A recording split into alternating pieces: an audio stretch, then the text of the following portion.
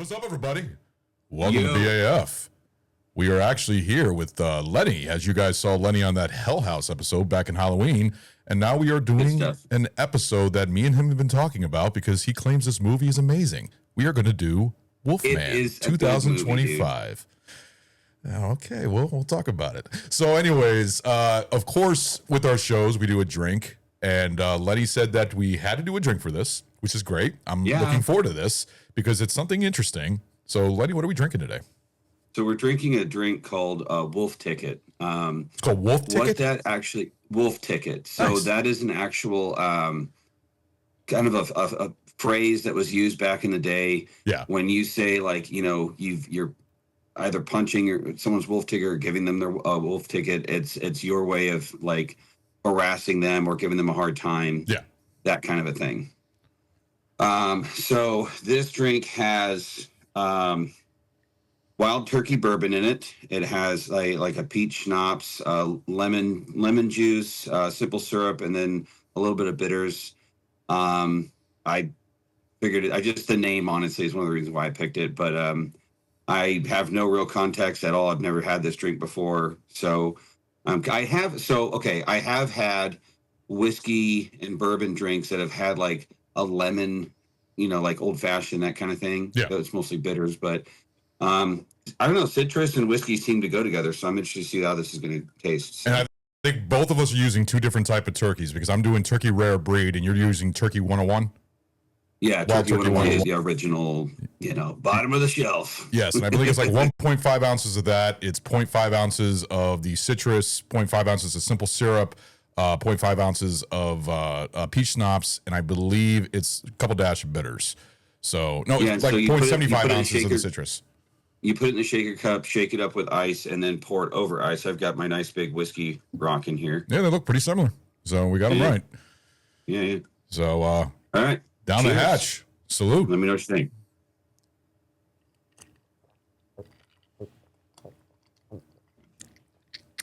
It's not bad. It's not bad. It's a little sour, but it like reminds me of like a whiskey sour. You know what I mean? Yeah. It's not bad. It's funny because I just had a sour. We just did a show last night where I had the we did it for a Halloween called Mega Sour. Apparently it's a challenge. Oh yeah, on that. How did that go? Whoever fucking makes all these videos on TikTok and fucking YouTube are fucking pussies because it wasn't bad at all. Everybody's like spitting it out after like a second. No, it wasn't bad. All five of the guys, because even Mike took it because he even bought the bag too. No issue. It was sour, but it wasn't like, oh, it's killing my mouth, I gotta spit it out. No, it was weak. It was fine. I mean, I've had sour shit. I don't know. There's a thing called Black Death that I want to get. So I don't know. Yeah. It made the mouth numb a little bit for maybe, and it made drinking other alcohol a little bit different, but it didn't affect to the point where it was like painful. The gummy bears were painful than that. You remember, like, when I was a kid, they had those sour warheads, and they had like Yeah. the grades of sour got worse and worse, and it was like, who could do the worst one. Yeah. And then they had like a spicy version of that for like the candy. I never did the candy thing with the spices, but I the sour never really bothered me. Yeah, we had all kinds. We had if you guys go back to that show back in Halloween, we did a whole bunch of cotton candies, and the worst cotton candy out of that mix was the ranch flavored cotton candy. That was yeah, that was a little interesting because the ranch cotton candy right there. That is gross, bro. Oh, dude, that was the worst one of the bunch. Yeah, go definitely check that episode out. That was actually the episode for Poltergeist versus Poltergeist remake. Where the hell did you even get that? I ordered them on Amazon. Yeah, I ordered like a big box of them. All the other ones we had like a what you call bacon maple. We had a sour. I mean rainbow. There was a whole bunch of different ones, but yeah, check out that episode and you'll see our little tasting test because we do that every year for Halloween. We always do one big Halloween episode where we try different candies. So hopefully next year you can be a part of that one for the interesting candy tries that we do. We did chocolate covered tarantulas last year. So yeah, but back to the drink. I'm sorry, I didn't mean to interrupt about that. It's just the sourness brought me back to last night's show. Yeah. Well, I guess I'll go first because usually the host always goes last on this one. I don't mind it. I've never been a Wild Turkey fan. It's never been my favorite whiskey. Yeah. The sourness is something that I always enjoy in drinks. I enjoy more sour than sweet, and there is no sweetness to it, even though there's simple. You had simple syrup in yours, right? Yeah. Yeah, I think it's just I think the simple syrup is there is just enough to kind of cut a little bit of the bitter. Yeah, with the citrus, it's not overpoweringly sweet. You're right. It's more bitter, and it's pleasant. It's not something you want to spit out. It almost feels like a hard lemonade in a way because it's got all that citrus in there, all the lemon juice. So the lemon juice mixed in with the simple syrup and the whiskey, so it's almost like a hard lemonade to me. Yeah, kind of strange that it's called. Kind of strange that it's called Wolf Ticket, but I mean, it's not bad. So if I were to give it out of a rating under my 2 thumbs up, I would give it or 2 thumbs. I would give it. I give it a thumb and a half. It's not bad. Thumb and a half. It's not 2. It's not. I'll have it again. Would I ask for it? No. But if somebody offers to me, I will drink it. It's not bad. It's good for. To me, it's more of a summery drink, like a summer whiskey sour type of drink. Right. I can't see drinking this in the fall or drinking this in the wintertime. This is more something for the summer. Anything citrusy is more of a summer drink for me. I mean, for me, I could see myself drinking it like on a beach or something too. I would definitely say it's not, because usually when you do something like when we did Hell House and we had the pumpkin liqueur drink thing. Yeah, that was good. You guys you knocked out the park with that one. Yeah, that was a good one, and that's more fall. This is not necessarily fall, but it's the name. And the thing that's funny is that people will name stuff certain things. Yeah, and you're like, I don't get it. It's the same thing with like, I mean, maybe it's Wolf Ticket because it's like bitter. You know what I mean? It's not sweet. It's more bitter, so it's more of it's got a little bit of a bite to it. There you go. No, that's probably a good way to say it. A good bite to it, basically. So, what would you give it? So me, I'm about the same as you, about a thumb and a half. It's something that if somebody made it for me and was like, here, I'd be like, oh, okay, and I would drink it. It's not something I'm like, oh, I can't wait to make that. Yeah. But it's pleasant. Like I wouldn't mind if, like I said, if it was in front of me, I'd drink it for sure. So. And that's a good analogy, actually. It does. To me, it kind of has like a hard lemonade with like a hint of whiskey at the back end. Yes. Like that's what this tastes like to me. And I do like hard lemonades, I'll be honest. I don't mind them. I never was a big fan of Mike's hard lemonade. I would just finish mine up. So it's good. Like I said, this is refreshing. That's why I feel like this is very refreshing. But I would rather go for the whiskey. I'm actually curious what it would taste like with the whiskey, with the Wild Turkey Rye 101. I'm actually really curious how that would be. I mean, try it and let me know what you think. Maybe I'll do it. Maybe when we'll take a break in the show and I'll make one and make it that way just to see if there's a huge difference in taste because I did the rare breed and everything. But all right, well, that is our drink review. We're going to go ahead and go to the details of the movie. So this is Lenny's pick. Wolfman 2025 came out January 17th. Director is Lee Whannell. Lee Whannell. Whannell. I guess that's Whannell. Other movies that he's done, which I think you're a fan of these series, Insidious Chapter 3, He also did the movie Upgrade. I think. Yeah. Did you talk? You seen Upgrade? You know what? If that movie has not been done on this show, I'm staking claim to that. I think you actually talked about that movie before you left the first time. I think that's something that you actually brought up. We never actually covered it on the show, but I remember seeing it was one of the ones. I'm going to write that down because that movie, I'm going to tell you right now, and I know that you were like asking at one point, you were talking about doing like a top 10 movies of all time. Yeah. That is in my top 10. Oh, wow. 100%. Yes. Interesting. Okay. That movie is so fascinating. God, I can't wait to do that. We need to do that movie. All right, we can do that one. That's exciting. He also did the remake to The Invisible Man back in 2020, which is actually pretty good. Even though it was not more of a supernatural, it was more of a suit, but worth a watch. So I didn't realize that, and that was also a Blumhouse film, I believe. And then we have The Wolfman from 2025. The estimated production budget for this movie was $25 million. The worldwide gross is $34.9 million domestically and $10.9 million. So it didn't really make that much money. Kind of not a flop, but not a. I mean, it made its money back, but still didn't do as well as expected. The Rotten Tomatoes score for this movie, critical score, is a 48%. So it's rotten, and the audience score is still rotten at 55%. But 55 normally isn't all that bad. But not everybody, and that's just for the user critical score, 55%. So let's see the cast of this movie. Very small casting. This is not many people in this movie. Blake Lovell from the actor Christopher Abbott playing Blake Lovell. We got Zach Chandler as young Blake Lovell. We got Julia Garner as Charlotte. And apparently she's very big. She's also in the movie Weapons, I believe, isn't she? Yes. Yeah. Which I think you and Emmy claimed was a really good movie.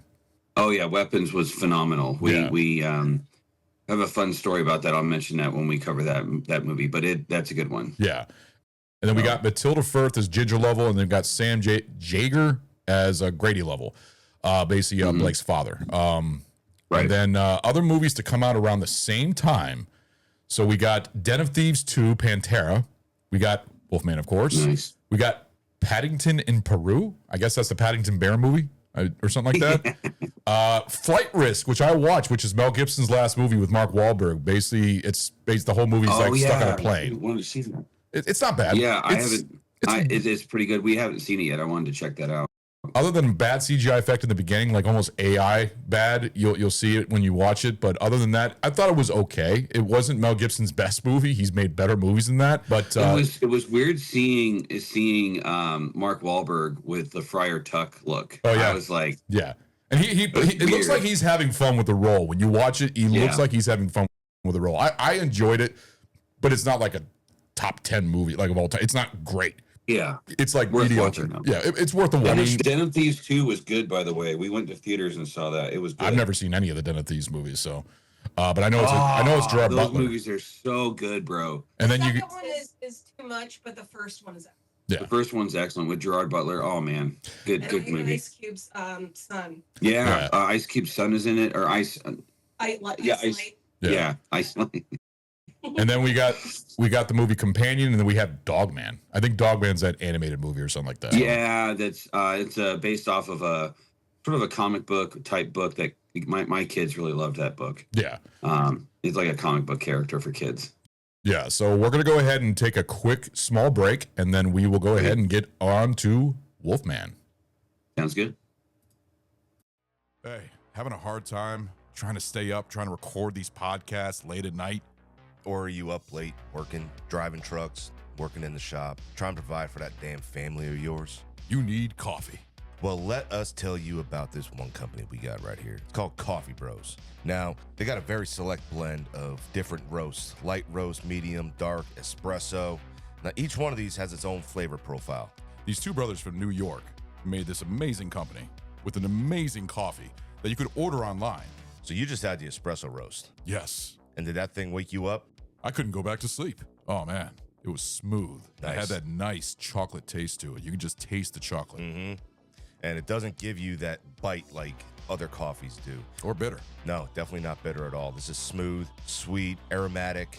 This coffee here will absolutely wake you up when you need it to.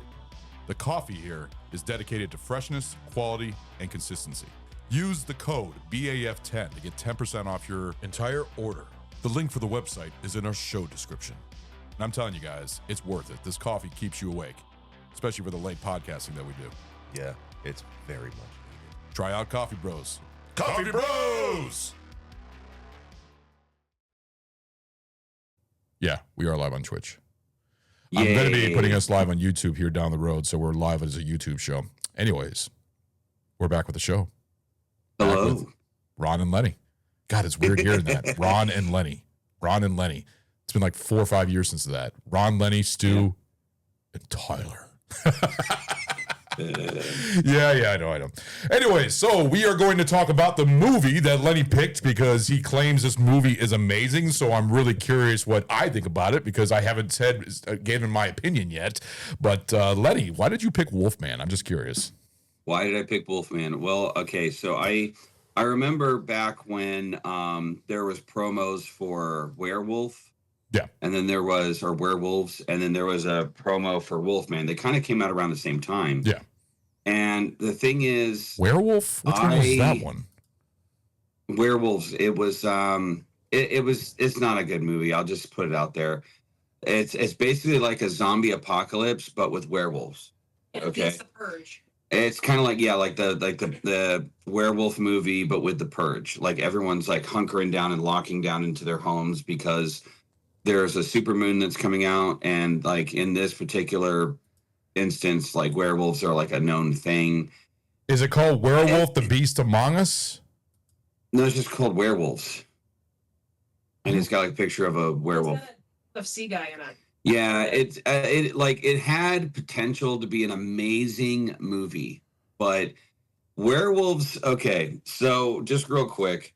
Hold on. Trust me, this won't be a movie I cover on here. Well, check this out real quick. I just want to see this right here because there's a whole list of movies here. All right, you see, we got American Werewolf in London. We got Werewolf, The Beast Among Us. We got The Wolf of Snow. Can you see this?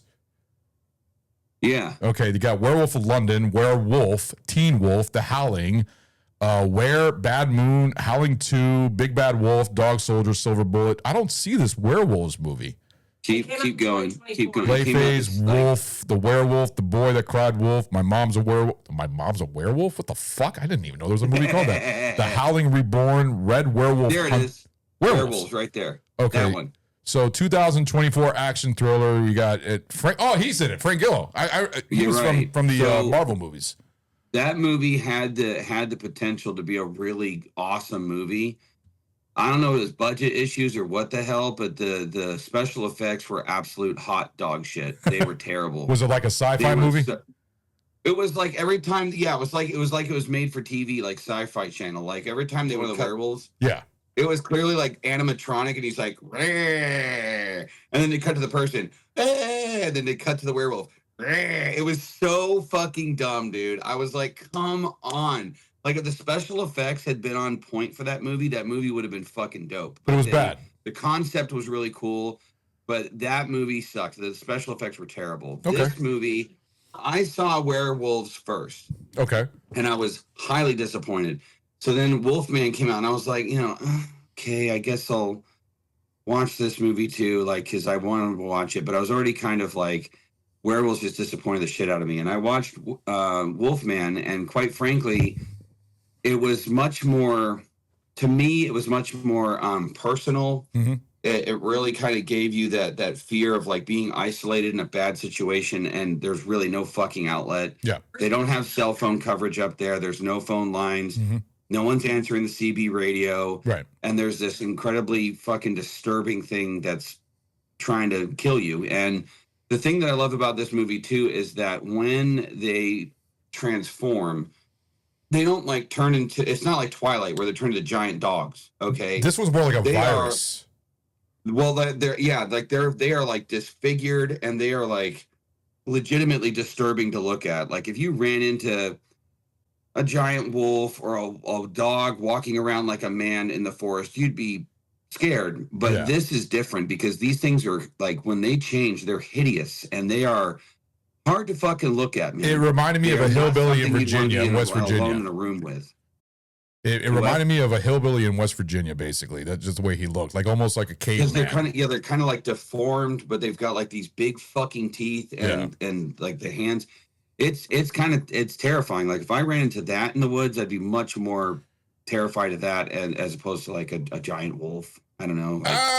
See, that's where I differ on that, because to me, this is more of a body horror movie. That's what I see. There's a lot of references to The Fly in this movie, especially with things falling apart, losing teeth and stuff like that.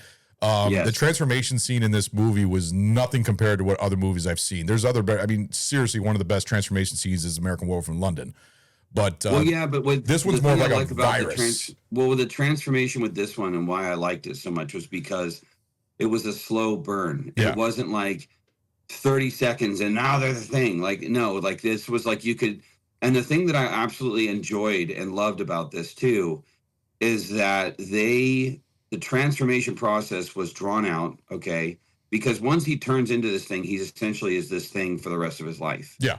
So it's drawn out initially. And the other thing is I loved the artistic choice of taking the camera and panning it around like this, so you see the perspective from different sides. Yes, and that's one thing.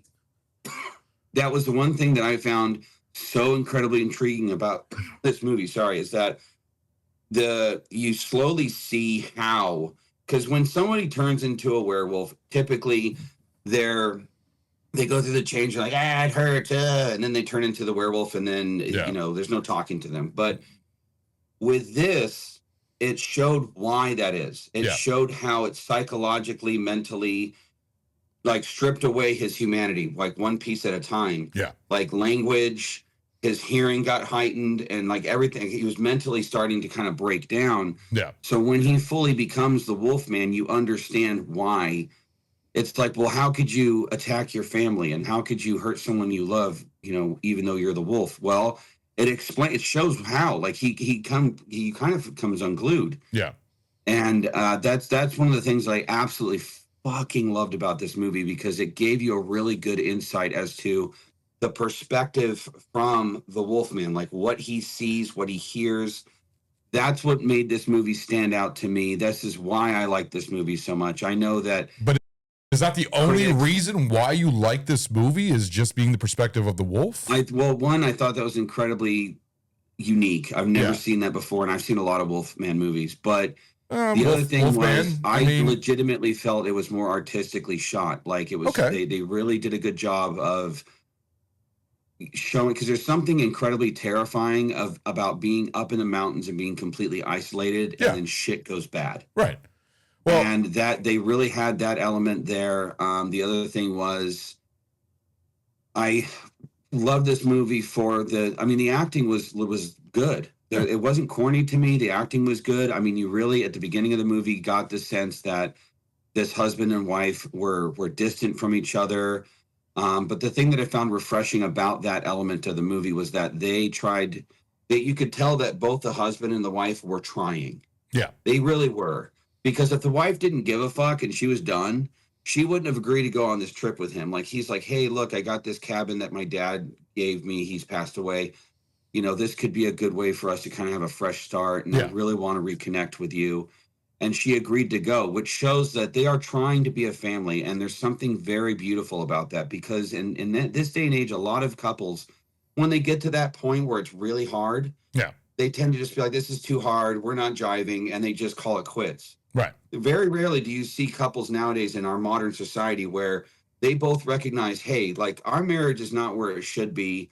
We both need to work on this together. Right. And then they actually go through with it. So I thought that was a cool part of the movie.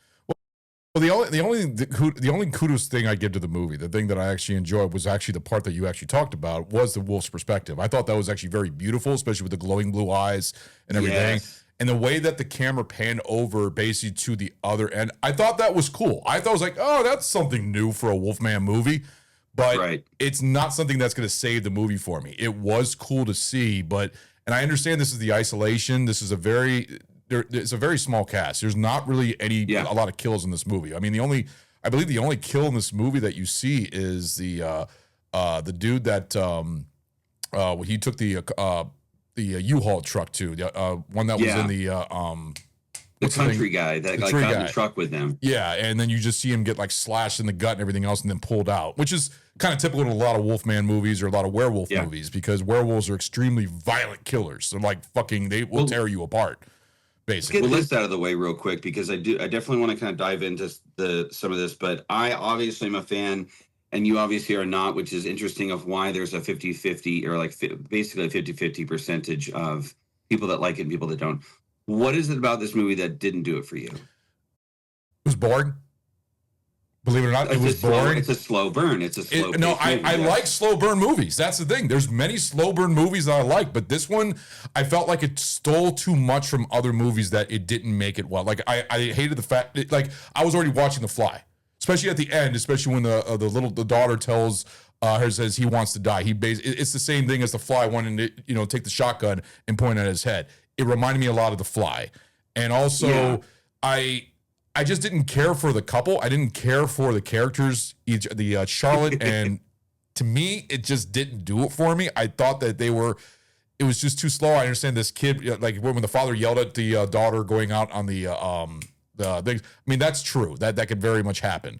Watching your daughter like that. But I don't know. It's just the chemistry between the father and the mother. It just didn't work for me. The guy, I've seen him in something, and I don't know where I've seen him in because he looks very familiar. I don't know. I just didn't really care for the casting of him. You know what? I know what he's in. He's in that fucking HBO show Girls. I think Sammy told me about that sometime. So I think you could be just, because I will admit, the first time I saw this movie, I didn't care for the husband and wife either. Yeah. But when he started going through his change, that's when that element didn't really bother me as much, because you're no longer really thinking about that. You're more along the lines of, oh, fuck, like this guy is slowly turning into a lethal, mindless killing machine. Yeah. And he's locked inside this cabin with his daughter and his wife, whom he does love. I will say, the guy did a good job of being a father. Yes. And he was also a protector.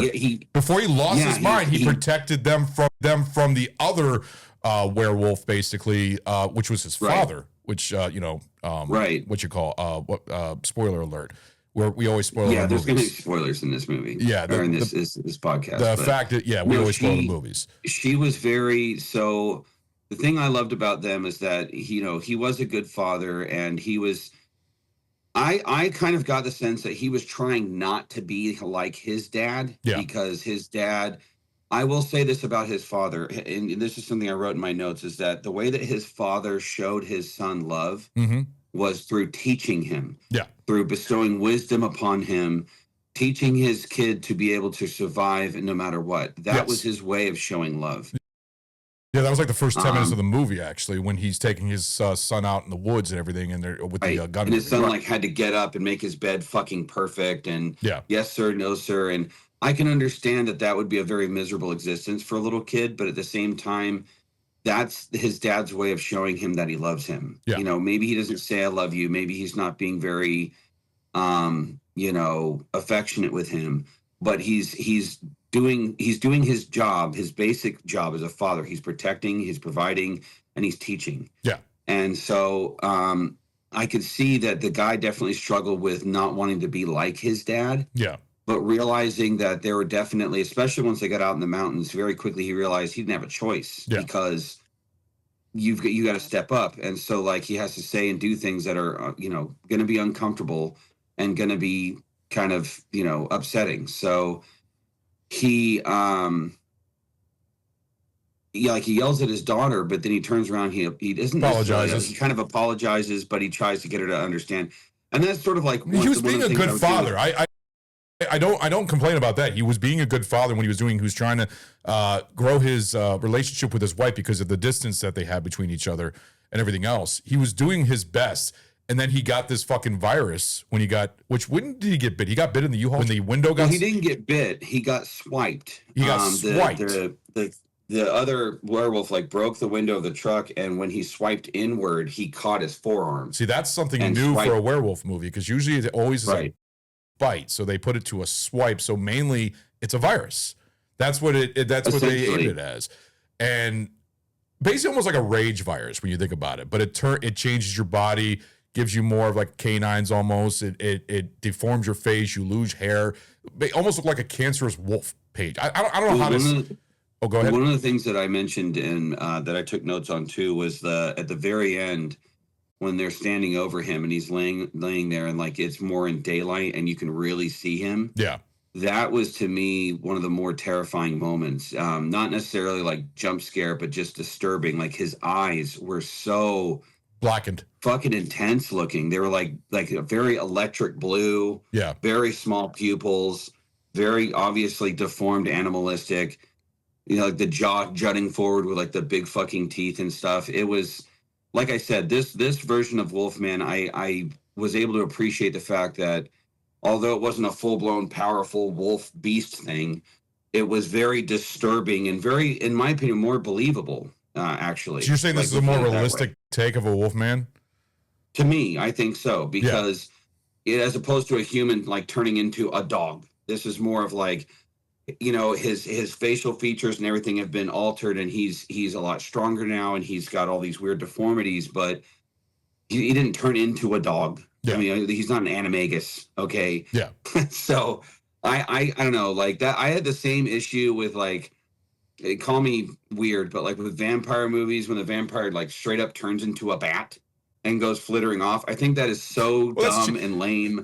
It's Bela Lugosi type of vampire. That's the thing. I mean, just don't. Bram Stoker's Dracula didn't do that. He more turned him into like a fucking monstrous vampire when he's like hanging upside down and had the face and everything. That looked cool, actually. Or another one is like Salem's Lot, the new one. Yeah. That version of that's another great movie. Yeah. I think that was a Netflix If we don't movie. have that for a Halloween episode next year and you're looking for something, I'll take that one, because that one, it's a remake of the original and it's based off of Stephen King's novel, and it's still not quite like the way that Stephen King does his movies is like there are things that touch on the book. Yeah.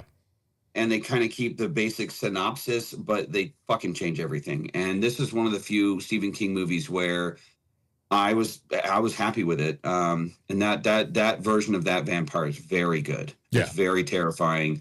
Again, something that if you were like caught in a dark basement with, you'd be really fucking scared.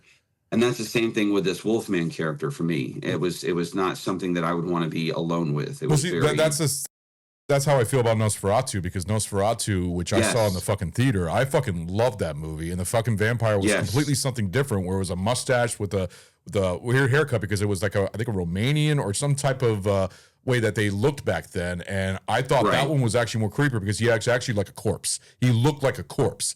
When it showed his naked body on top of what's her name at the end of the movie, his leg was all shriveled up because he was basically a fucking corpse. It looked more terrifying. I thought that movie was beautiful. Me and Good actually did an episode on Nosferatu, and we both loved that movie. Good Christmas movie too. I mean, I will say about that movie, the one thing that really bothered me was the chick's five head. She had the biggest dude. The chick, that's Johnny Depp's daughter. Her forehead was gigantic. What is that? That's Johnny Depp's daughter right there. I thought she did a decent job. She did all those fucking moves when it looked like she had a fucking it looked like she was oh my gosh, like Exorcist, like a seizure, or something like that, where she did all that herself, and I thought she did an amazing job. That wasn't CGI. That was all her making all the moves with her mouth and everything. So, but she was, I don't know, man. The big forehead, and she's just not. Just didn't work out for you, huh? She's kind of like the teen version of Natalie Portman. I don't know. Natalie Portman. Well, you know that Robert Eggers, who actually directed Nosferatu, is working on a movie called Werewolf right now to be released next Christmas. Yeah. Now that I'm excited about that. And I'm definitely going to go see that. But there's a shitload of werewolf movies, which I think at the end of this episode, when we're done talking about Wolfman, I think we should claim what are your top 3 werewolf movies, because there's so many. We just showed the whole list. I'm down. Yeah, because I think that would be fun to add to it. But the thing about this movie, our top 10 werewolves in general, I think would be a good, because I mean, and that'd be a werewolf list. Top 10? Shit, I'm not doing. No, top 10, top 3 werewolves. Top 3 werewolf. Yeah, I'd have to. You have to pull me aside for a minute, and I have to start making a list because I can't think of 10 movies. Although Dog Soldiers is good. Dog Soldiers is like Predator with werewolves. I don't know if you've ever seen that one. I don't think I have. Dog Soldiers is basically Predator with werewolves, so it's actually pretty cool, and it's British. It's very it's definitely a good take. Yeah. And the werewolves are very menace and tall, and it's more practical effects. I enjoyed it. It's kind of like Monster Island. Yeah, Monster Island's a good one. So getting back to the movie, the intro with the insects, I thought was an interesting choice. It was sort of like setting the tone that this is a very primitive, Yeah. primal movie. Well, the tarantula crawling in the closet and hearing that big thumping sound, like I was trying to figure out what the fuck is he listening to, and then when you see the spider crawling wall, and that's just the sound effects because werewolves have a cute, like really good hearing, basically. I thought that was okay. Yeah. I thought that was cool. Phenomenal. That was cool. Like I said, there's scenes in this movie are like, oh, okay, that's cool. That's cool. But it's different, you know. Doesn't change my opinion. But we'll get that when we do our Pine reviews. But go ahead. Sorry. So I love the words at the beginning because it kind of gave it more of a this potentially could be a real thing. Okay. When they were talking about like the background. The other thing is they mentioned Hill's fever. That's not a real disease. I looked it up. It's just a fictional name that they use for the movie. Yeah. That's why they say it's like a virus. The Native American saying is Maingan Odengwan, and that is it translates to face of the wolf. Mm-hmm. That was based off of the Ojibwe tribe. Which is up in the kind of the Wisconsin Great Lakes area. Yeah. That particular phrase is actually a conglomerate of different tribes within that area. And the first part of that phrase, Maingan, that is an actual Ojibwe word. It is an authentic word for wolf. Yeah. But the other part that says face of the wolf, which is Odengwan, is actually kind of made up, fictitious, and that's mostly just made up for the movie. Okay. So okay. That little background for you there. I thought that the visual effects, not visual effects, but like the background, the scene of this movie was beautiful. It went for more of a darker tone. Yeah. Right, and the forest scenes and like when the father and the son are like looking out over the valley and stuff, I thought that was absolutely gorgeous. Yeah, very, very, very beautiful. The breath of the werewolf, especially like when they're inside the deer, whatever you call it. What is the things that are in the trees? What's the thing in the trees? What's it called? Deer blind. Is it deer blind? Yeah, they're in the deer blind, and you see the fucking breath go up in the air because because I think that was also in the beginning with the father when they were looking at it, and then he ran off. But in the end of the movie, when it's actually the father here, he actually comes over this time, but you see that breath, so you see it twice. I thought that was pretty cool. That was the deer blind scenes. Both of them were equally like really intense. Yeah. I thought that they did a great job of the first scene. You don't ever really see the monster, but they did such a good job of still setting the tone for how terrifying it was. Sound effects with just the sound. Yep. And like you said, the visual of like seeing the breath rising, like you see the heat coming out of it. I thought that was very well done. That's one thing in movies that's always good is sometimes when it leaves you to the imagination, it makes the movie more intense because it makes you wonder what the fuck is there. And it makes it more scarier that way than actually seeing the character and everything else. Just like Jaws and a lot of other horror movies. Right. And I like that they similar to Jaws, they kind of built up to, you kind of saw him a little bit in the scope of the kid's gun. Yeah. And you kind of see him a little bit like when he's driving down the road in the truck and sees him again. But you don't really get a good look at him until later on in the movie. Right. And the cool thing about that to me is that it was not disappointing, because when I finally did get to see what he looked like, I was like, that makes sense. I'd be fucking terrified of that thing too. Like, yeah, it was cool. But the other thing I noticed is that the kid who grows up to be the man in the cabin, he's like very in tune with nature. Like they're walking around in the forest, like, and his dad yells at him because he's kind of like not paying attention, you know? Right. I thought that was very interesting because like it showed that the kid had like a slight more sensitive side to him, and that's okay. I mean, you want to have a good balance in your kids. And I feel like what sucks though is that they don't really explain it in the movie, but the mom's not in the picture. I think the mom died. Yeah. Because the dad, like, you notice he really starts to harp on his kid about survival and staying alive. Right. Because he's like, I don't want to outlive you. You know what I mean? So I think he probably became more obsessed about that once the mother was no longer in the picture. Yeah. And, you know, it's kind of a sad thing because the dad's trying to cope. You can tell he's obviously his life's in ruins. Yeah. But he's gonna, you know, okay, I got this one thing I can do. I can make sure my kid knows how to fucking survive. And he just kind of pours all of his effort into his kid. Which But then he becomes the monster himself. The father. Right. And the actor even, the character even says that, you know, one of the lines I felt was a very powerful line, and it's very relevant to anyone that's a father, like I'm sure you can relate, is that, you know, you try so hard to keep your child from getting scarred by this world. Yeah. But sometimes when you push too hard, you end up being the thing that scars them. Right. And I thought that was really powerful statement because he's basically admitting that he knew what his father was trying to do. Mm-hmm. But his dad ended up just, you know, he even said, like, he basically, when he turned 18, he ran away and went and lived his own life and kind of cut his dad out of his life because he was just, I can imagine, a tyrant, you know, but he's trying to do the right thing as a father. Right. And so it sucks because, like, he loves his dad and he respects his dad for what he was trying to do, but he also made him miserable. Yeah. You know what I mean? Yeah. And I think, do you think that they had a disastrous father-son relationship throughout their life? Because it seems like the father didn't really keep in contact with him. Because wasn't he said that he was known to be dead and he was going to go grab all of his stuff, but really he didn't die. He just disappeared into the wilderness and became the monster himself, got probably bit or swiped by the original monster that was in the woods that they talked about in the beginning of the movie, right? Well, in the movie, what happened was the dad never died. He went missing. And I think after a certain amount of time that you are missing and no one can find you, the deceased state will declare you as deceased. And that's why he got that paperwork at the beginning. Yeah. And then so to the point where presumed dead.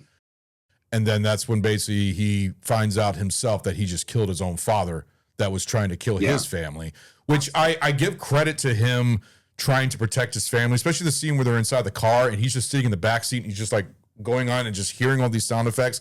But then he attacks and he even puts himself in front of his family while they try and go into the house and everything else because his mind is still there. But then finally his mind loses, especially when he starts chewing his fucking leg off and everything else. His arm. Was it his arm? Well, it was his leg. It was his leg.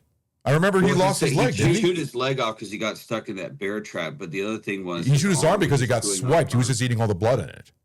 I think it was just him, just like. Oh, go ahead. Sorry.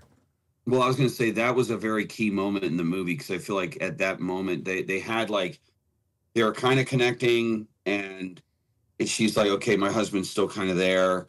You know, and then when he like got up and started fucking chewing on his arm, that's you can see the look on her face. She realized he's gone. Like there's no salvaging this, and that's when the tide started to turn a little bit, and they're a little You remember Return of the Living Dead 3? I do not. The one with the the kinky bitch, the one that likes to stab. Oh yeah, and she didn't feel pain and started like putting piercings and glass and stuff all in her face. And I'm getting the remembrance because she started turning into a zombie to the point where she was eating she was losing her humanity and starting to eat things, and then she would come back all of a sudden. It kind of reminded me of this because he was losing his humanity, he was losing his his mind and everything else, and turning into the animal, just like she's turning into a zombie. It just kind of reminded me of that. The scene when she's like shortly after he finished chewing his arm, he kind of looked at his wife, she looked at him, and he kind of had that realization like, yeah, I need to go. Yeah. And then he noticed like she opened the door and then he went to leave, and that's when his dad came in, and then that whole fight started. Yeah. But he had acknowledged the fact that I'm at the point of no return. I need to not be in this cabin with you anymore. He knows that if he stays there with his family, he's going to kill his family. Basically, he knows that. Right. He realized that I'm the danger now. I got to go outside. But unfortunately, the other werewolf is waiting for that door to get opened. Which I will give credit to this movie. The sound effects, really, the snarling and the growling and stuff like that. I mean, that it sounded like a werewolf, and I enjoyed that. I enjoy when they put a lot of sound effects can be the character more than seeing the character itself. And I thought that was interesting. Yeah, I will say too that the daughter. The one thing I realized about the daughter, she kind of reminded me of my daughter a little bit. She's very, like wearing the tutu with the jeans, and then like.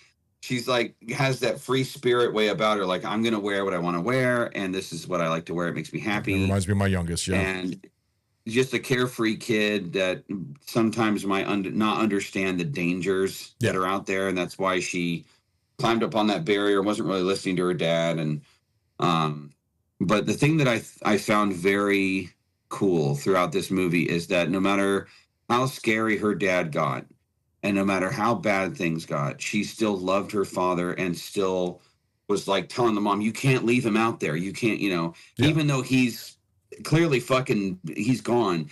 The daughter never stopped loving her dad. She never stopped believing in him. She never stopped being loyal to him because she loved him, and she knew he was a good dad. He was at the end of the day. The relationship with his wife was not great, obviously. Like you could tell right away. It was just very tense, uncomfortable. Those types of couples you hang around and like you're waiting for them to get into a fucking fight or a tiff. Like it's gonna happen. Yeah. It was like that. But the thing again that I found refreshing and I did like is that, he sat down with her, he was waiting for after work, and he said, like, "Are you happy?" Mm-hmm.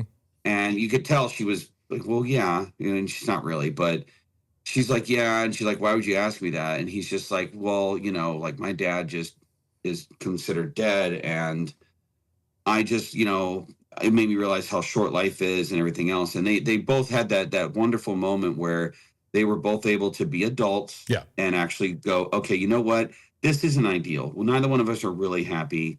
Let's see what we can do to fix this." Yeah. And I appreciated that so much. And I think that when her husband got injured and started changing, the more he changed and the more she was like watching him, because he was suffering. Like he was painful.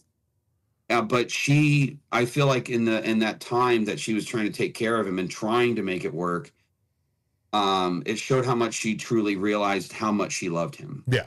She was like, her love for him was actually really strong, and she really did care about him. And when she started watching him suffer, and this is all after him trying to protect them the whole time, I think that's when she really started to get what she had in her husband. She had a good man who cared about her.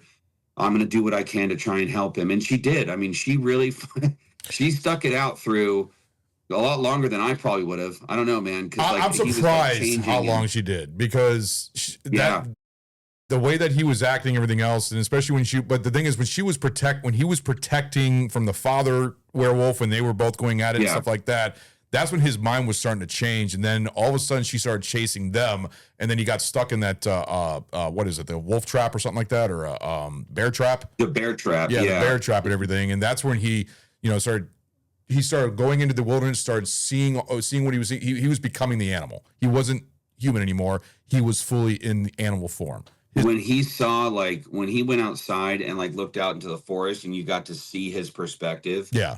That to me is one of the coolest scenes I've ever seen in a movie ever. It was phenomenal, because it gave you an idea of just how empowering it must feel to be a werewolf, because like you can see fucking crystal clear in the pitch black. He can hear everything. All your senses are heightened. He's very powerful. He's very fast. And at that point, he was starting to embrace it. When he looked out in the forest, I feel like that was when he was starting to embrace what he was becoming. It was a very cool moment. Do you feel like it was almost like a Hulk moment at the end, though, when he was like, kill me, because basically some of his mind was coming back, knowing that I'm suffering, kill me, take me out of my misery, basically, because there was a time where some of his humanity came back, and then the daughter said, kill him. He wants to die. He wants to stop suffering. And then she go ahead and shot him, and then he was dead, and he was not suffering anymore. So with that scene, I think that he sat there and he was looking at her and he was hesitating, because in his way, he was like, something was fighting his mind. I've become. Yeah. Yeah. Like you have seconds before I'm going to kill you and I'm going to kill my daughter. Please don't let me do this. Yeah.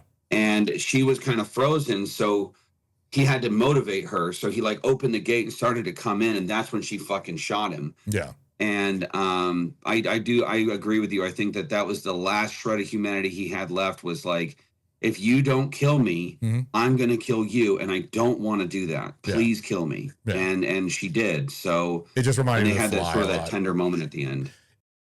It really reminded me of The Fly, at the end of The Fly. No, yeah, there was parallels that were made between The Fly and this movie. And I believe the director, because I read some information on what the director wanted. He wanted to make a werewolf movie that was something different than any other werewolf movie, especially with the body horror and stuff like that. He wanted something completely different, with basically the body falling apart and turning into this this monster, basically. And right, in my way, it doesn't work for me. I understand he's trying something different, and I give kudos to him. Trying something different, because everything is always just redone over and over again. It's the same thing. It's something different. But in my opinion, it just didn't work. I don't like the way he looked. I thought it looked more like a hillbilly. It looked more like a caveman. It didn't really look like a wolf man, other than the snarling and the canines and stuff like that. But that's just my opinion and how I feel. Yeah, and no, well, to me, that's why I'm glad we're doing this podcast, because I actually have the opposite reaction to that. I do appreciate that more, because I feel like it brings more reality to it. And that's fine, because like you and I, like it's a different of opinion of how you view the various artistic choices. Like the fact that he woke up and like he comes down to the basement, and it's cool because when he comes down the basement, it looks like it's heavily lit. Yeah. And the wife is like hunched over something, and you can't understand what the fuck she's saying. Yeah. And then when it comes around to her, she's in that basement, and it's pitch black except for one tiny little light. Right. And she's like talking clear as a bell. But then that's when you start to realize, oh fuck, like he can't understand words anymore. He can't speak anymore. He can't communicate. And it's interesting because one of the quickest ways to break down a society in general is to break down their ability to communicate. In the Bible, it says that man was all huddled in one place, and God wanted them to scatter. Right. So he all of a sudden changed everyone's language. Yeah.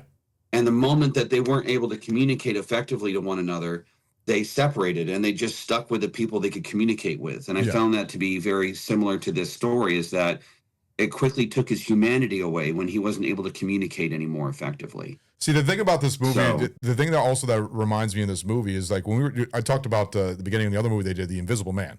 The Invisible Man was a different take on the Invisible Man story, because it used to be like, I think, a elixir and stuff like that. Took it, turns invisible. But in that one, it was a suit.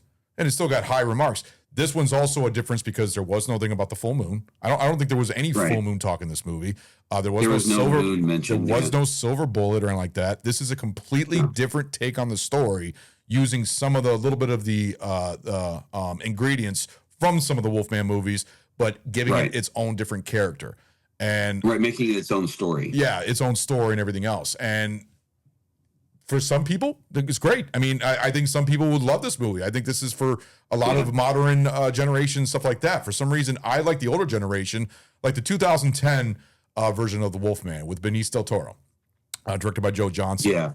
I love that movie. I think even though it flopped horrible in the theater, I actually saw that movie in the theater.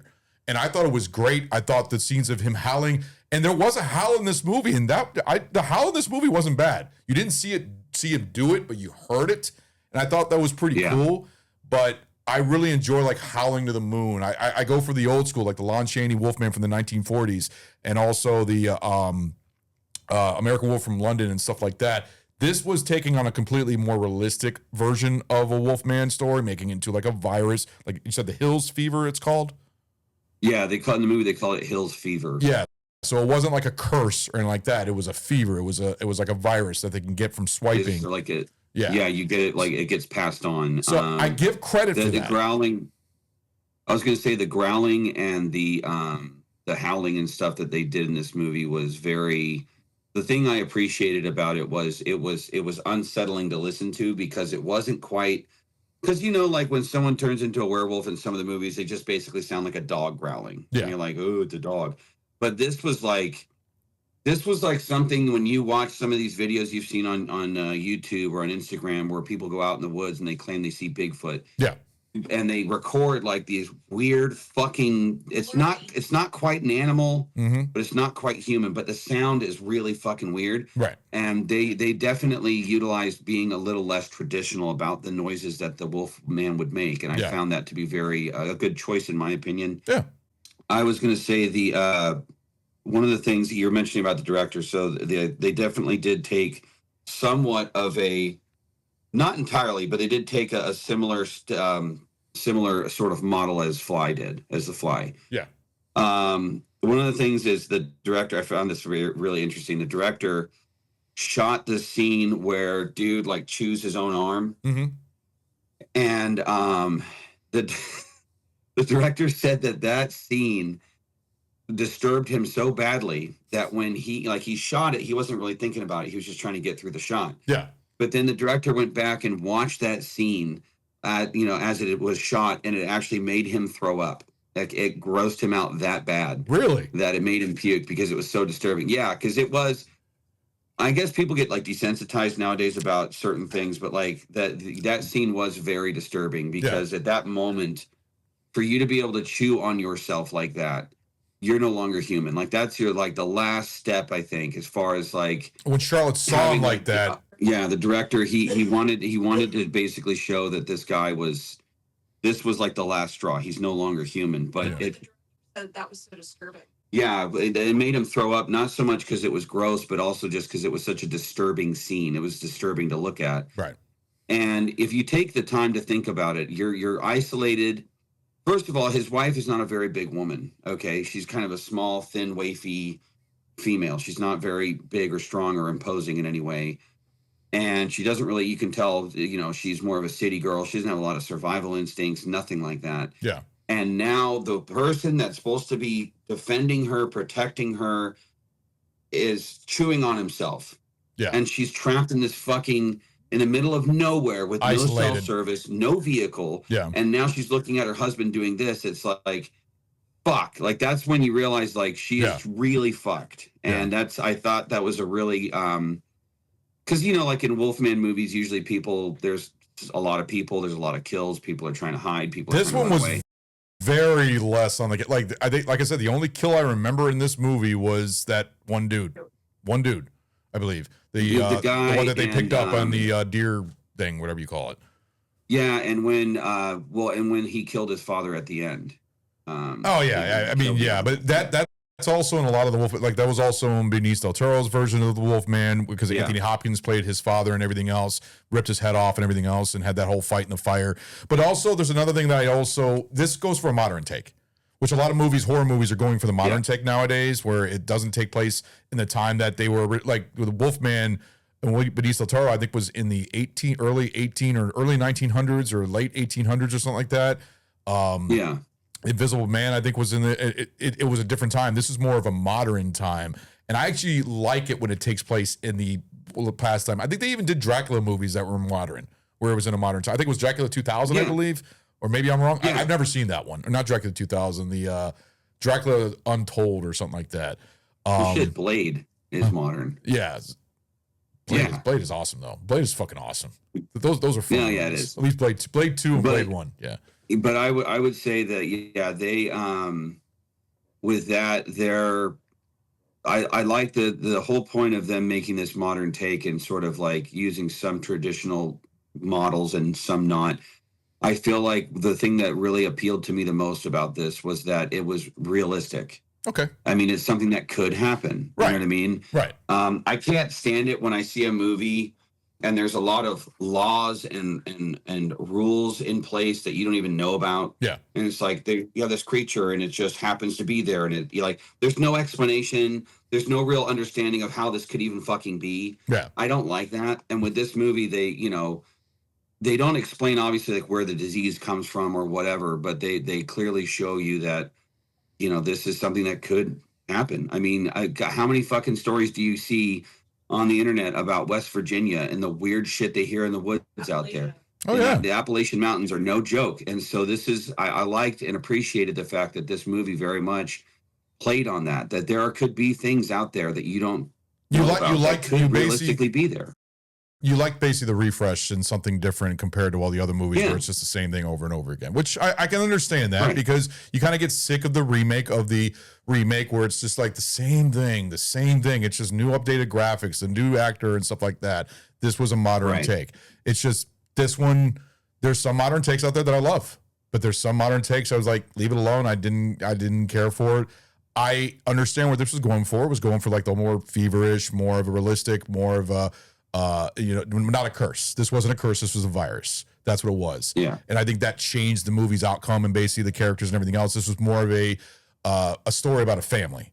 I mean, like I said, there's not much of a cast in this. There's not much of a population. This is isolated in the woods in a cabin, basically, the father's cabin. Yeah. Do you know where it was shot? I figured it was shot in West Virginia or maybe something like that. It was actually shot in New Zealand. This was shot in New Zealand? Yeah. Mountain scene. It was in the mountains in New Zealand. Yeah. That's a lot crazy. of It looks like something like West Virginia or something like that. Like, that's what I figured it was. I think in the movie, Northwest. they're claiming to be like in the mountains up in Washington, Oregon area. Yeah. But it was a lot of the shots were actually done in New Zealand, which makes sense as to why it was like that scene. One of my favorite scenes in the movie is where they're like looking over the valley. Yeah. It's called The View. It's so beautiful. And like one of the things I found that another artistic thing that I appreciated was the fact that the father was standing there with his son and they were looking over that view. And, later on when the guy becomes, an adult and he's got his wife and his kid, he's telling his wife about that valley in particular. Yeah. And he says, when I was a kid and I was there with my dad and I'd look over that valley, just seeing it and it being as beautiful as it was made me feel like everything was going to be okay. Yeah. And the very last scene in the movie is the wife and the daughter after everything's happened. And they're standing and they're like looking over that valley. And I thought it was a very, very cool artistic choice. Oh, for the ending. I really like that. Again, this movie was not going for like an action-packed thriller. This was more of a psychological thriller. It was more of a. But would you say this is scary? Dark. Yeah, I mean, I guess, yeah, there's definitely parts of it that were scary. There was a couple of really good jump scares. The tree blind scenes were really intense. Yeah. But the spider scene was cool. But the thing that I loved was that they really did focus more on the psychological aspect of everything. Yeah. And again, just the different shots that they did, the different perspectives of the werewolf, the scene. It was very artistically, beautifully shot, in my opinion. It was like similar to Nosferatu, like very dark. Yeah. And, like even if you don't appreciate the story and even if you don't appreciate the acting, the cinematic like shots of everything were very, very noteworthy. Yeah. There's, like I said, there's small things here and there that I didn't mind. In fact, I only had that one, but then talking about the breath in the deer hut or whatever. What the fuck is it called again? The deer blind. Deer blind. Thank you. I'm sorry. When you see the breath and everything else, you're not a hunter. I know. It's just, and the perspective of the wolf that really was cool because I've never seen that. I mean, you've seen perspective of wolf in other movies, but it's basically just a POV shot, the camera going in the woods. This one, when it showed the fucking glow and the blue eyes, I was like, that is neat. I thought that was cool. I liked how it transferred over, like the camera just panned over like that, like a big. Right. That was cool, but it's just the story didn't work for me. Well, like I said, when we get to our pint reviews, I think I'll explain it more and how I feel. But I give kudos to some scenes in the movie. I will go over one other point, and then I think we can roll into our favorite werewolves. Yeah. The point I wanted to make was that I think the final straw that really truly showed that his humanity was gone was, he chewed his arm. Yeah. He starts going after his wife and daughter. But here's the thing. That bear trap was sitting right fucking in front of him. And he had a crystal clear view of that room. He could clearly, standing right there, you can see his wife. You think he did it on purpose? No, I think that he stepped on that thing because he was at that point mentally. He didn't know what the fuck it was.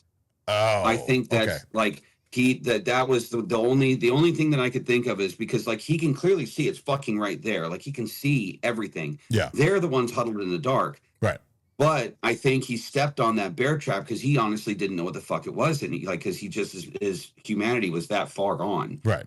So I feel like that's why that happened. And the fact that he chewed his fucking leg off and then proceeded to very quickly fucking hobble through the woods trying to chase after the wife and the kid, I thought was super fucking intense too, because reminded me of Terminator. It just goes to show you like how, Reminded me of Terminator, the first Terminator movie when he's got his leg cupped in the thing and he just pulls it off so he can go and kill Sarah Connor. So it kind of reminded me of that, but as a wolf. Right. I'm sure there's also animals that would do that. He's like a machine. He just chewed his leg off, and then most animals that chew their leg off, they lay there and die afterwards. They don't go cool and then fucking keep going. Like, well, that's the thing. He used his knees. So he didn't need a foot really. He just used his knees to crawl. So his foot was just like dangling basically. And he was running fast in the woods without a leg. It was great, or without I think it was like half a foot or something like that. Maybe like a foot off. Yeah, he chewed like halfway up to his ankle, I think. Between his ankle and his knee, he chewed off, and he was still moving pretty fast enough that the wife and the daughter had to run to get away from him, which I thought was interesting. It's very similar to The Fly and how shit would fall off of him, and he would just kind of just take it off, like doesn't hurt, doesn't bother him. And I was just, ugh. Well, he got more powerful as he did that. So let's go into what I want to hear yours first. Your 3 favorite like werewolves. It doesn't have to be a werewolf movie, but just a werewolf. Well, I'll just go by movie. I'll go by movie at all. I would say Dog Soldiers is number 3. Dog Soldiers was fun. I really enjoyed that one. I do like the classic Lon Chaney original from the 40s, but if I were to go more for entertainment value, because I do like the old movies of the 40s and 50s and 60s and stuff like that, Bela Lugosi's Dracula, all of that. But I do love 2010's Benicio del Toro's Wolfman. I think that one was more, it just looked intense. The snarling, the growling, Rick Baker's special makeup effects on that was amazing. There was a little bit of weak CGI here and there, but it still did it for me. I enjoyed the howl, the growls, Rick Baker. What? Rick Baker did Texas Chainsaw. Yeah, that guy did Texas Chainsaw as well. Oh, Rick Baker's done a lot of movies. Rick Baker's done. He's a classic when it comes. He's like the Stan Winston, Rick Baker. I mean, there's a whole bunch of them out there. Greg Nicotero, which I love. Greg Nicotero, Tom Savini. But Rick Baker did a good job on that one. So that would be The Wolfman, Dog Soldiers, and American Werewolf in London. American Werewolf in London is just a great werewolf movie. And yes, it's very practical.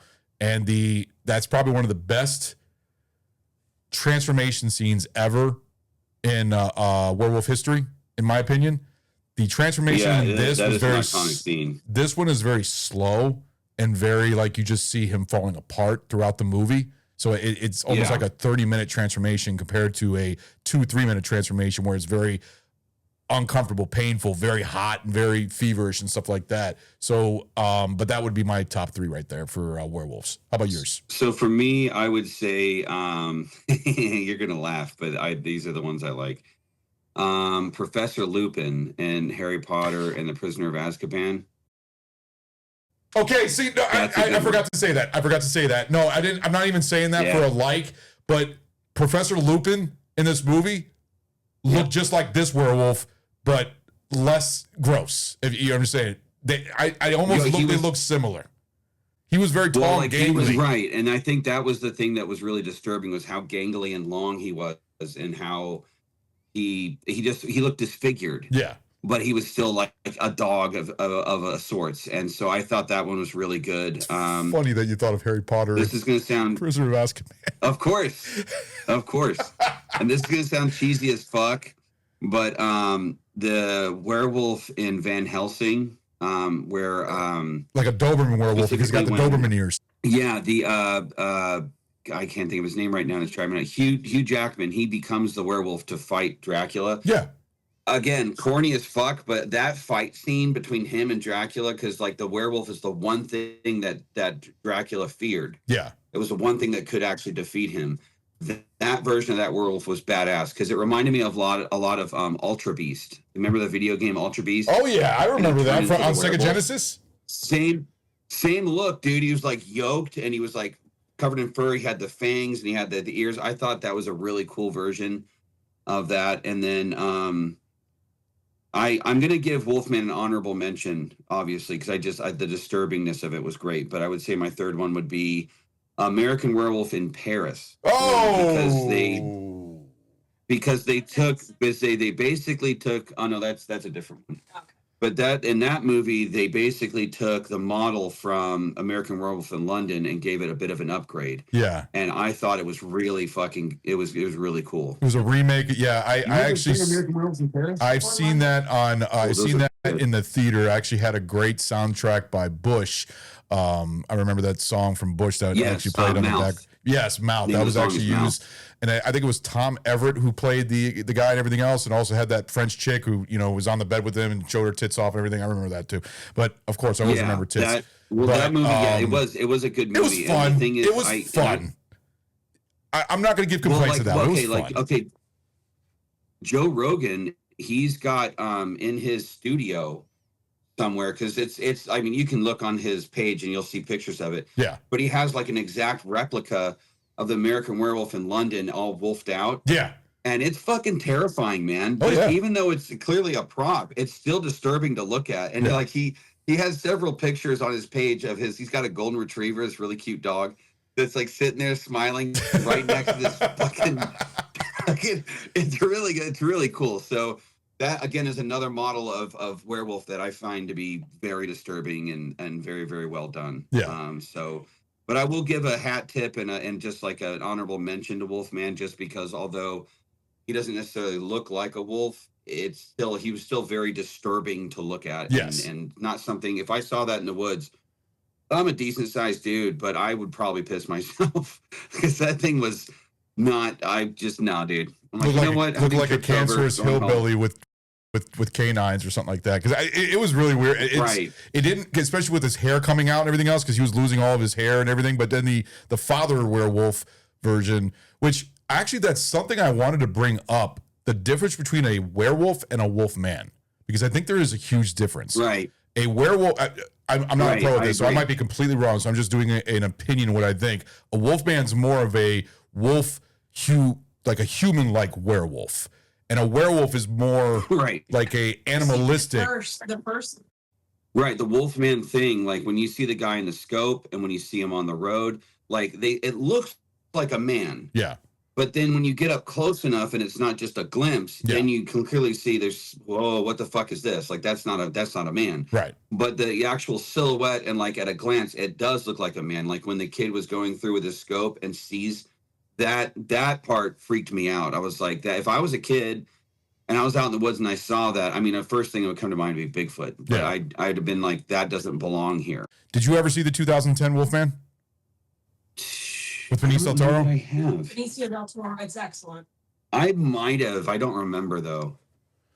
I'll put that on my list. I want you to watch that Wolfman, and next time we do a show, I want to see what you think of that one, because that one, in my opinion, is a much better movie. But that one is more for the fun and it's also gory. It's great gore movie. It's very. Yeah. It's more. This one is more of a realistic approach and more of a almost like a drama / horror.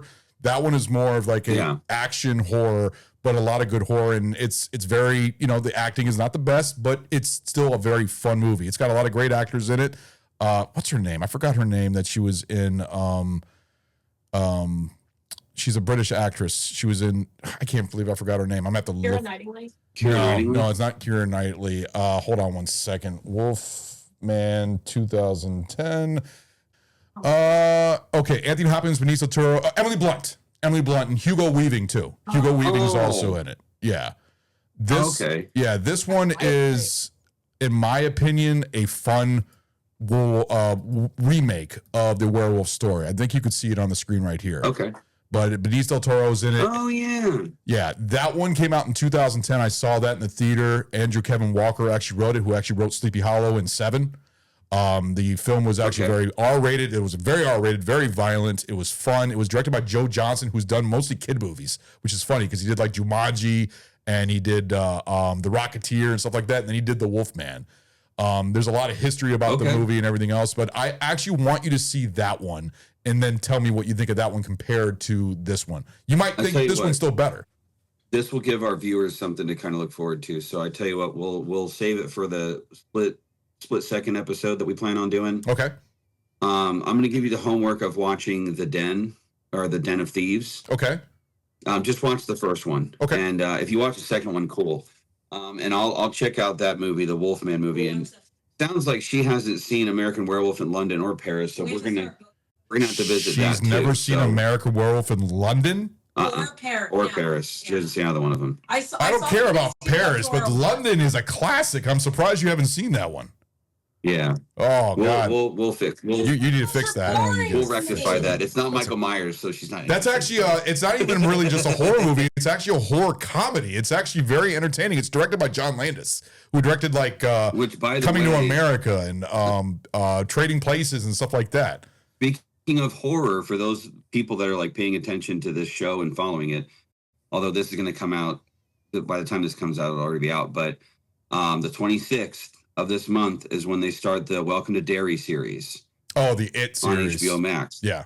Yes, and I saw an interview with Bill Skarsgård, and they were asking him, like, you know, as far as like being gory and violent and everything else, like, where does this rank? Like, is it pretty gory?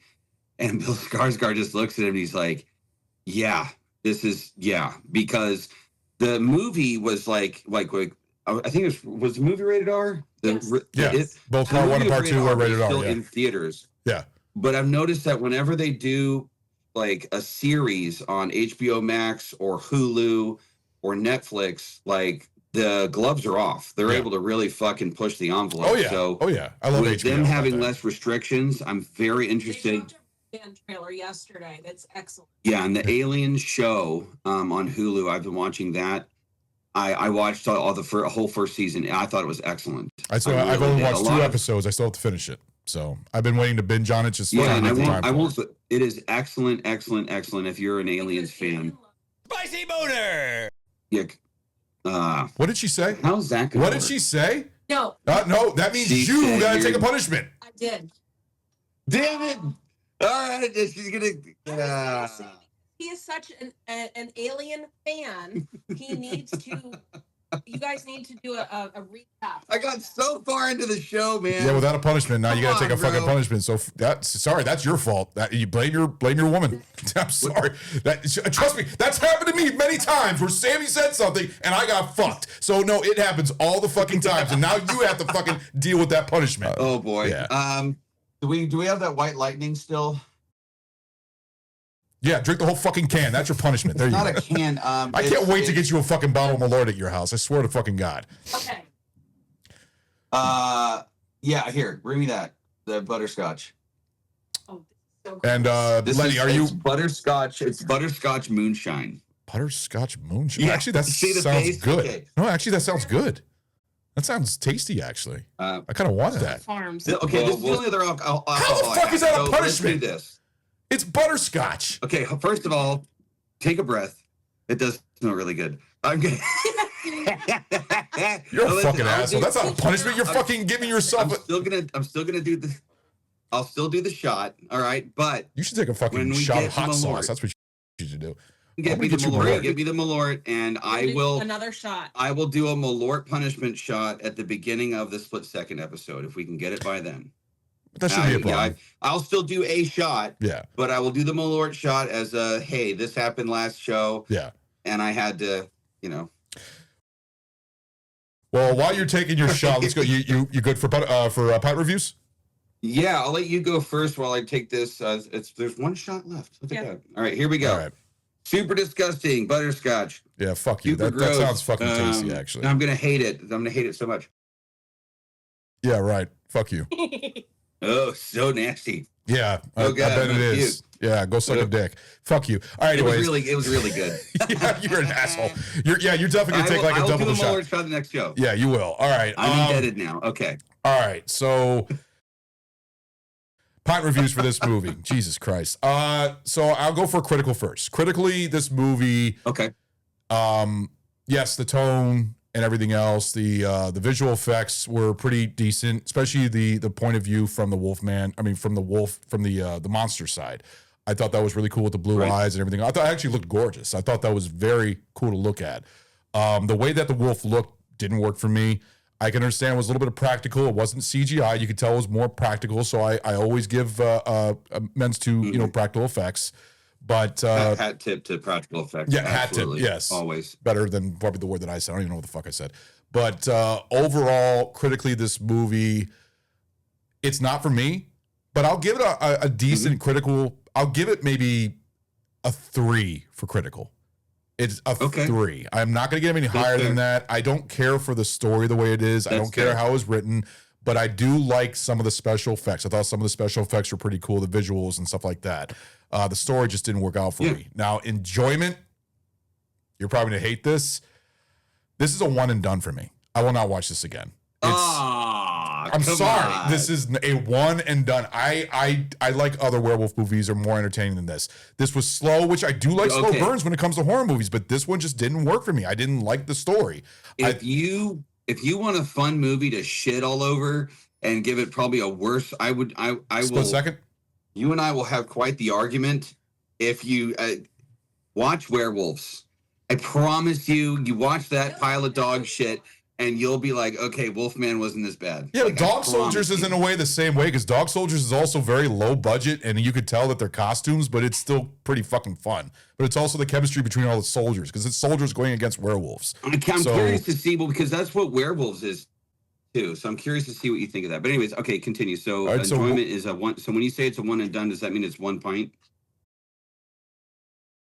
I'm still working on it. I'm still trying to figure out if I'm going to go lower than that.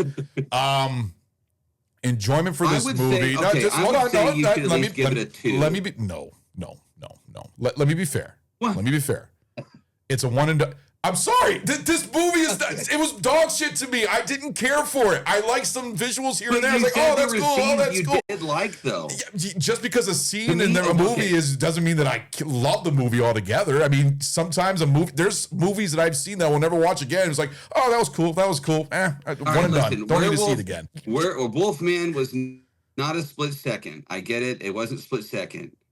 But you should at least be able to give it a 1.5, because you enjoyed some of the scenes. If you sat through that movie and the entire time you're like, this fucking sucks, I'd rather be, chewing a dead dog's ass than watching this. Yeah. Then that's a 1. But like a 1.5 at least is like, okay, I didn't really like this movie, but there were scenes that were cool and were shot well. Yes, but that's why I gave a higher critical. That's why the whole thing of our pipe reviews, you could give a higher for critical and you can give a low. You can give a 0 for enjoyment and a higher for critical. So you got to give me credit for giving a higher critical. The critical is fine because you're going to go with a 1 then. No, I'm not going with the 1. I'm going with the 1.25. You know what? You know what? We compromised. I hope everyone's watching this saw this.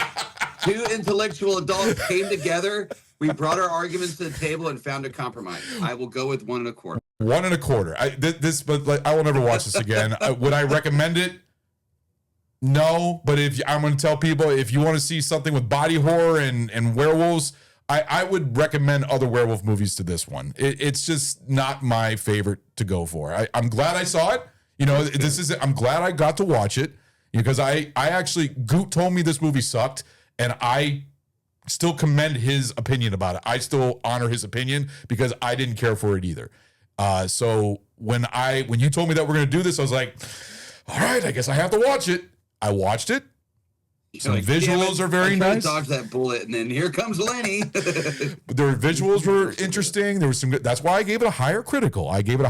But enjoyment, this is not something I'd watch again. It just didn't work for me. But there you go. So I'll give it a 1.25 for enjoyment.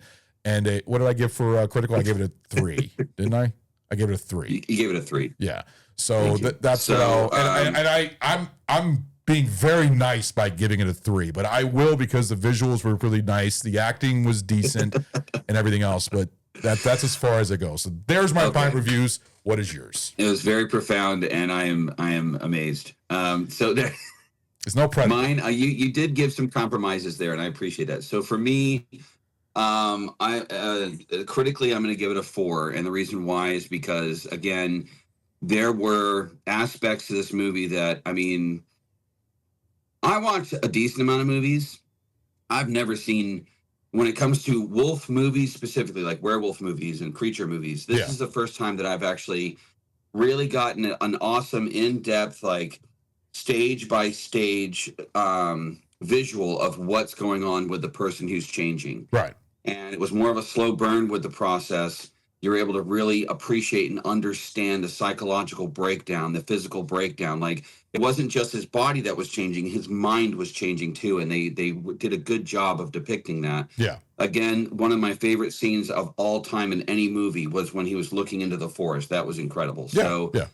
I would give it, critically, I'd give it a 4. And the story did have some originality to it. Yeah. I would say for enjoyment, I'm going to go like 3 3/4, close to a 4. Like, I watched it a second time. I enjoyed the shit out of it. Like, this is a movie that I wouldn't mind sitting and watching every like Halloween season, just to have like a Wolfman movie. If I had to put one in my roster or my queue for Halloween season, this is an easy one for me to sit and watch and enjoy. So it's 3 3 3/4 or a 4? Close to a 4. So would you say a 4? Three What's your quarters, solid? We'll go. You know what, let's go So solid 3 4. 3/4. Yeah, I'll go solid 4 and a solid 4. So 4 and 4. So 4. Okay. I really enjoyed it a lot. I thought it was excellent. It was a good monster movie, but it was also very good, like a slow burn psychological thriller, in my opinion. Yeah. So that's going to be my review. I will definitely check out this other Wolfman movie you referred to, though. So, and then you've got to check out, and completely unrelated, Den by of the way, Thieves. but you got to check out Den of Thieves and let me know what you think. Yeah, no, I'll check out Den of Thieves. I'm surprised you've never seen the 2010 one. I'm really surprised about that. So I actually would love to hear your opinion about that one. In my previous life, I didn't really have a lot of opportunities to sit and watch movies. Yeah. So I'm kind of making up for lost time being able to like sit and actually enjoy watching stuff. So I will definitely check this movie out and let you know on the next podcast what I thought. Awesome. This was a excellent episode. This was so much fun. No, I had a feeling you were going to shit on it because I was like, you're like, so I watched the Wolfman movie. You didn't say anything else, and I was like, I was saving it for the episode. That's the thing is, I texted Goot and told him how I felt about it. He was like getting thumbs up because he was like, yeah, I know it sucks, doesn't it? I was like, oh, I can't wait to do the episode with Lenny. This is gonna be fun. For reasons you loved it. Yeah, that's why I think this was a good podcast episode for us, because all the reasons you hated it, I liked it for that reason. So. People different. I hope people that are listening and that haven't seen it will at least give it a chance, and if so, like, let us know what you guys thought, because I would love to know, because a lot of people shit on it, but then there was a lot of people that liked it, so it's kind of it's one of those 50-50 movies. That's why what's cool about, like I said, cool about the podcast is how we both are different in our opinions and stuff like that, but then we also both pick up the negatives and the positives on different, from different sides. So I thought that worked out really well, but I'm glad we finally did this. This was fun. Definitely, me and you're going to have to do another episode with another movies. So you picked Wolfman, so it's my turn to pick a movie for me and you. So I'll pick a movie for me and you. I'll figure one down the road, maybe something that you've never seen. So I'll give you a call and find out some movies that you haven't seen yet, and me and you can knock one out. So this is kind of more of our single. Void? Oh, yeah. That's very H.P. Lovecrafty. Basically, I like anything with H.P. Lovecraft. Dude, The Void was good. Dude, The Void was so good. Oh yeah, that came out a long time ago. I actually own that one on my Apple TV. So, especially got a great scene with all the fucking. Let me know and body horror. Something. Oh yeah, no, I'll pick a movie. I'll get in contact with you. We can probably record one here sometime in November, December, and get another episode knocked out, and we'll go from there. And then we'll have the return of Lenny for Split Second Redux. It's going to be fantastic. Oh yeah, I cannot wait. It's going to be no. You got to say flip out. No. You got to say flip out. You got to say your other word, because even though it doesn't even go with it, it's going to be delicious. Going to be delicious. That didn't sound like he's going to be. Okay, I can't wait, man. That's going to be fantastic. I'll bring all new notes and all new perspectives to that show. It's going to be a good time. I promise. All right. Well, we're going to go ahead. And there's going to be some Malort flowing. Oh, yeah. Yeah, you're going to be getting some Malort. Trust me. All right, guys. We're going to go ahead and sign off and let you guys go. Make sure you press the notification bar and make sure you share this episode. And if you have any comments or anything, please comment down in the comment screen and follow our Instagram and everything else. We got T-shirts and, on our store. Check us out, man. This is we're back. BAF is back. It's cool to have Ghost from the Past back on our show, Lenny. And we will see you guys. Trail H Flicks fans, I'm glad to be back, and I can't wait to do more. So it's going to be a good time. All right, guys. Later.